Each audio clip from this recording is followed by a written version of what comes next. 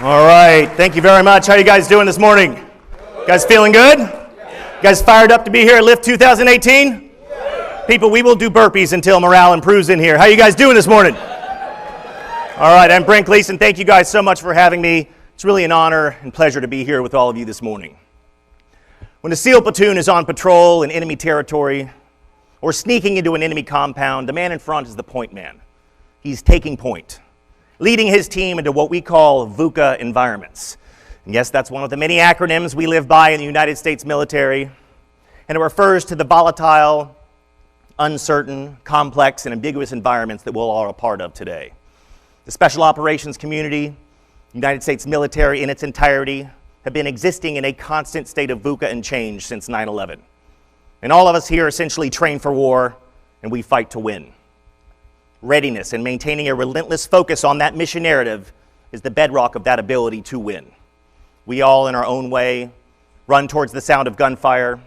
We willingly go into harm's way without a second thought about self-preservation, because it's about our brothers and sisters to our left and right, our families back home. It's about each and every one of you.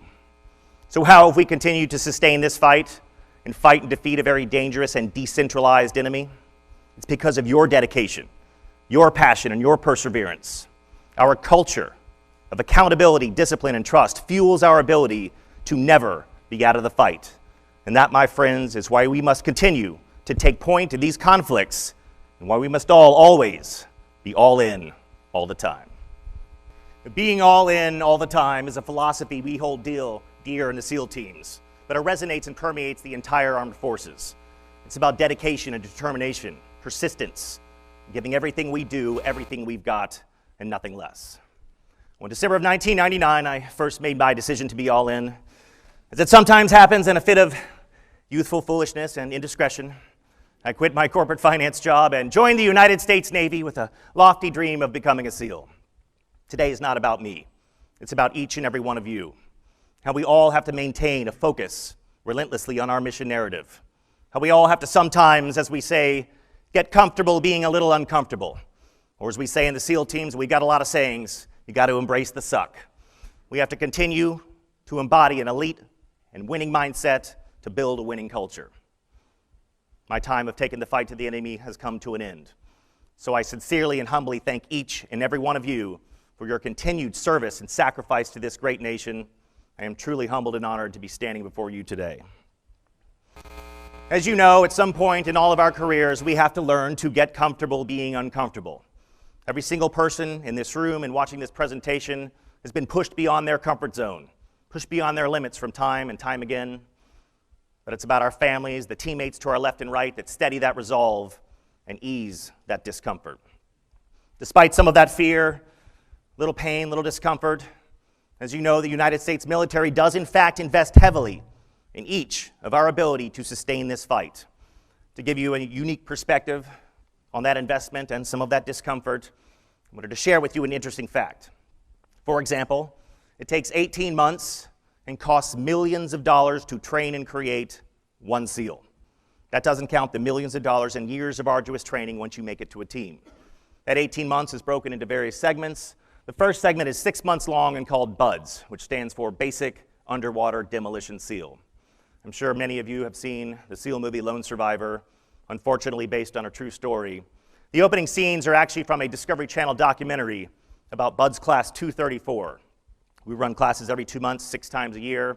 I followed them in Class 235. This will give us a little insight into that investment, that discomfort, and a little taste of what BUDS is all about. Oh, doesn't that look fun? Let's bring back such fond memories. At the end of the day, whether you're a SEAL, an airman, a Marine, a soldier, we all train for war and we fight to win. Failure to perform our job functions is not an option. But that mindset of accountability, discipline, and trust is how we all build winning teams greater than the sum of their parts.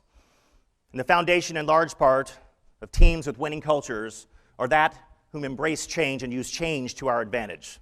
Since 9/11, we've all been in a constant state of transformation. Special Operations community, frankly the military in its entirety, we entered these conflicts after 9/11 essentially as a slower-moving 20th century organization. And we quickly realized that to move at the speed these wars required, We had to start rethinking and even redesigning our structures, our systems, our approach to operations, eventually transforming our mindsets and our culture to align with our new reality, which is to fight and defeat a very dangerous and decentralized enemy. So we too had to become more agile and decentralized. And a core fundamental element of a winning team and a winning culture that embraces change and uses change to its advantage is that of team trust. I'll tell you an interesting fact. Interacting with animals actually improves human social interaction in the areas of trust and empathy. That's why I thought these pictures were appropriate for the trust slide. And yes, that is a dog attached to my body as I jump out of the back of that plane. You know what he's thinking right now? Man's best friend, my butt. Thought we were going on a walk, bro. I want to tell you a brief story about trust from my class's Hell Week experience. Hell Week is the brutal crucible that few make it through, but all SEALs share. Hell Week starts on a Sunday, ends on a Friday afternoon. The class reports to the classroom early Sunday morning. The beauty of that day is that you don't know when Hell Week will commence. The anguish, the anxiety is literally eating away at your soul. So our class leader, who is the highest ranking officer in our class, in order to inspire and motivate us, he read to us the St. Crispin's Day speech from William Shakespeare's Henry V.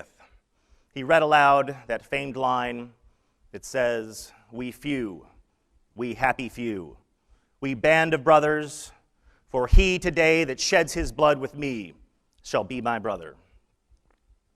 John passed away 4 days later. Thursday night of Hell Week, the fewest of us that were left were in the pool doing relay races. We lost John to a massive heart failure. We were assembled in the classroom not long after. The commanding officer of BUDS at the time walks in and addresses the class. And he says, "Gentlemen, listen up. Get used to this feeling that you have right now. This is what it's going to be like in the teams. You will lose teammates. You have to learn to control your emotions, stay focused on the mission, and trust each other as a team no matter what happens." And it was a bit of odd foreshadowing because several months later was 9/11. And that's when we all knew we'd be going to war where trust would be at an absolute premium. In closing, I wanted to share a brief poem with you guys. It's a poem authored by a Chief Tecumseh from the War of 1812. This poem is shared widely amongst the Naval Special Warfare community. The poem is titled Death Song. "So live your life so that the fear of death may never enter your heart. Trouble no one about their religion, respect others in their views, and demand that they respect yours. Love your life, perfect your life, beautify all things in your life, seek to make your life long and of service to your people. Prepare a noble death song for the day you go over the great divide. Show respect to all people, but grovel to none. When you rise in the morning, give thanks for the light, for your life and strength. And if you see no reason for giving thanks, the fault lies within yourself. And when your time comes to die, be not like those whose hearts are filled with the fear of death. So they weep and pray for a little more time to live their lives over again in a different way. Sing your death song and die like a hero going home." Now, even though this poem is titled Death Song, if you listen to those words, it's not about death, is it? It's about life. Living our lives to the fullest extent, creating and seizing every opportunity we have to be better.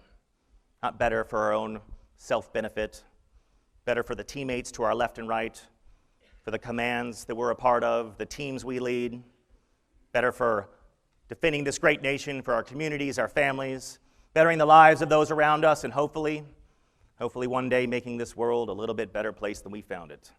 So ladies and gentlemen, as you step forth onto your battlefield together as a team, setting and achieving lofty goals, pursuing excellence and innovation in all that you do, and achieving maximum performance, remember these three things. Get comfortable being uncomfortable. Push yourself outside your comfort zone every chance you get. So the more you do, the wider that area becomes. Next, remember that as we say in the SEAL teams, and like I said, we've got a lot of sayings, people. The only easy day was yesterday. Our work, our lives are always full of challenges. We simply have to face those challenges head on, controlling what we can and ignoring what we can't. Lastly, my friends, I ask that you be all in all the time. Ask yourself every day, at what level am I willing to participate on this team and in this life?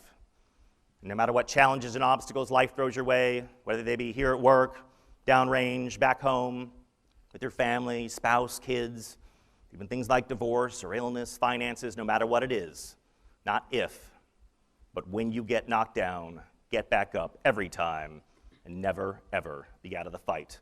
God bless you guys. God bless the United States of America. Good luck in your journey. Thank you.